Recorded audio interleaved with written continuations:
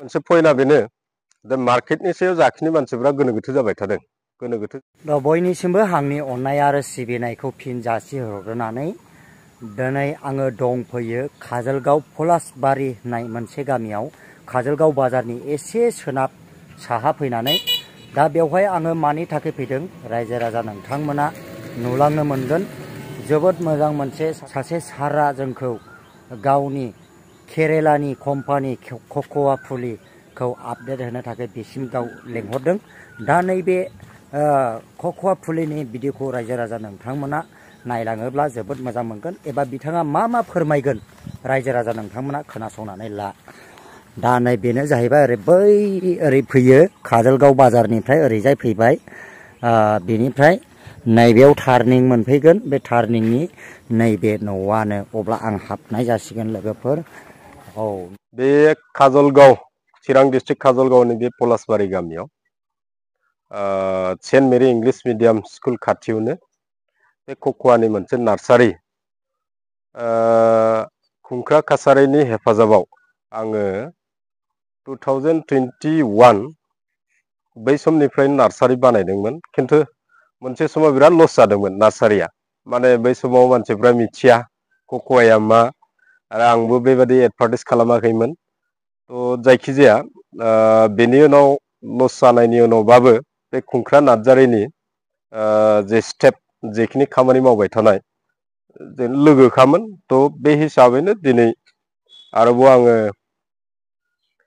थांनाय बोसोरनिफ्राय बे नार्सारिखौ खालामफिनबाय थानाय जादों बे केरेलानिफ्राय लाबोनाय ब्रिड बियो केरेलानि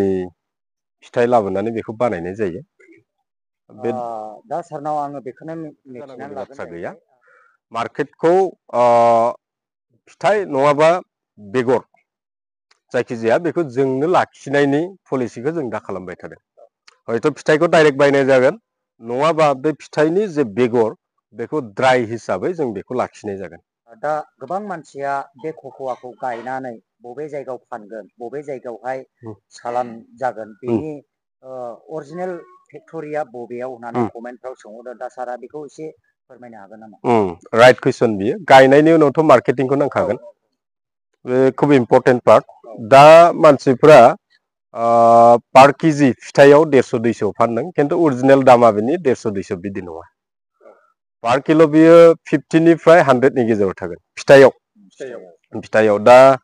अलरेडि बे केडबेरि मिल्क डायरी मिल्क बानायग्रा बियो गुवाहाटियाव इन्डास्ट्रि गायसननायनि जे थांखि लानाय थ' बिसनि जे इन्डास्ट्रि गायसननाय बावहाय आसामनियाल' साफिसियेन्ट नङा जाहैबाय दा ओंखायनो बिसोर सारा नर्थ इस्टखौ बे कक'आखौ जेसेबां हायो कभार खालामजोबनो नागिरदों आरो बे कम्पानिफ्रा अलरेडि फैखाबाय बिसोर दा कालेक्सनबो खालामो दा खुंख्रा कासारि गवालपारानि कासादलनि कक'आ भिलेज बिथाङा दा 300 लाखिगासिनो दं पार किल' बे ड्राई फ्रुटआ ड्राई जेनेबा बे फिथाइनिफ्राय बेगर जाय दिहुनदों बे बेगर ड्राइखौ बिथाङा पार किल' 300 लाखिगासिनो दं बहायबो डाइरेक्टलि फाननो हागोन खिन्थु जोंना बेखौनो खायसेया माने फुलिबो बानायदों नो डाउट बेनि सायाव गोबां कन्ट्रभारसि जादों आं बे बेलायाव बारा हाबनो लुबैयाखै जोंहा जाथि हिसाबै मोनसेल' एक्सपिरियेन्सनि बाथ्रा आं बुंनो नागिरदों गय जेब्ला जों गायो ना गय फुलिखौ जों माला बानायो जेब्ला बिफाङा 8-9 बोसोर जायो थाइजेनो जों बेखौ बानाया बेनि एसे जेब्ला सिनियर जागोन बा 10-15 बोसोर जागोन गया होमबासो जों बे गय बिफांनि फिथाइखौ जों फुलि बानायो दा कक'आयाबो नो डाउट बियो माबायनो थायगोन जेनेबा 1.5-2 बोसोरनिफ्रायनो बियो थायगोन खिन्थु बियो फुलि बानायनो थाखाय बियो उपयुक्त नङा बेनि जे सिंनि बे फुलि बानायोब्ला बेबो थायगोन नो डाउट खिन्थु बेनि सिंनि जे बेगर बियो क्वालिटि जानाय नङा माने A grade B grade C grade बेबादि क्वालिटि थायो दा बे क्वालिटिया बियो हयथ' फैयाबो जानो हागौ आरो फैयोब्लाबो हयथ' थाइजेननायनिफ्राय 10-15 बोसोरनि उनावसो बेनि मिसिउड क्वालिटिया फैनो हागौ बेनि सिगाङाव फैयाबो जानो हागौ दा आं बेखौनो मिथिना लाबावगोन जाहैबाय दा सारा नैबे कक'वा बिफां जे फुलि बानायगासिनो दङ दा बियो बि बिफांखौ नोंहा सोरबाफोर जुदि लांफैयोब्ला बेनि बेसेना बेसेबां जागोन? डेफिनेटलि बेखौ मोनगोन हलसेल रेटआवबो मोनगोन बेखौ आङो लकेल हिसाबै जायफ्रा लांफैबाय थादों 35, 33 सोरबाया बुरजा लाङोबा आं 30बो हरदों आरो बेनिफ्राय हलसेल जुदि 1000नि बारा लाङोबा 2000 बारा लाङोबा बेनि रेटआ आलादा जागोन दा बयबो गायनानै लाथों जिहेतु बेजों मोनसे बेनिफिट इन्टारक्रप्स हिसाबै बियो बेनिफिटनि मोनसे लामा ओंखायनो बांद्राय हाइ रेट खालामनायनि बाथ्रा नङा जायफोर आबादारि बिथांमोना इन्टारेस्टेड बिथांमोना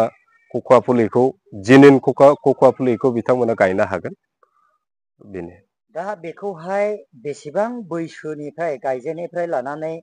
थाइजेननायनिफ्राय लानानै बेसेबां बैसोनिफ्राय बेखौ फुलि बयननो हानाय जायो सार? बेयो जेखिनि साइन्टिफिकेलि आंथ' एग्रिकालसार साइन्टिस्टबो नङा नाथाय